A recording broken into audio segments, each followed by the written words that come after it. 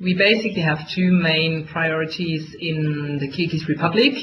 The first is emergency preparedness in support of the authorities, whether it is in the health field, through specialized medical training, emergency room trauma courses addressed to different audiences, support to selected health structures, health centers, and including rehabilitation of health centers and operating theaters in some hospitals.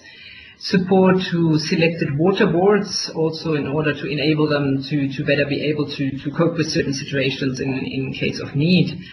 And of course we work with the national society together, especially in the domain of first aid, re-establishing of family links, and generally supporting the emergency preparedness and response program. That's the first big, if you want, first big block of priorities.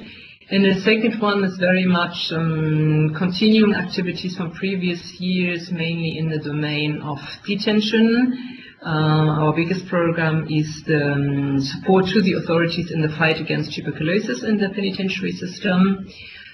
We will continue the big construction works actually in one penitentiary colony, which is supposed to be a centralized treatment facility for tuberculosis in the penitentiary sector. This is a very large construction project which has been ongoing for a while, which we hope to concentrate on finishing the main building for multi-drug resistant patients, TB patients this year.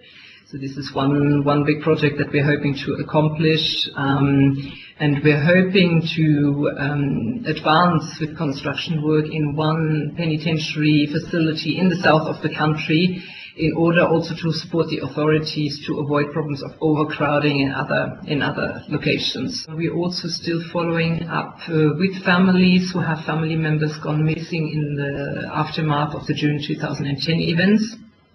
This is equally ongoing, so we continue detention visits, we continue the big tuberculosis program, and we continue liaising with the authorities and with the families of missing. And again, of course, we continue to liaise with the National Society, including on their general programs directed towards implementation, dissemination of international humanitarian law, etc. So.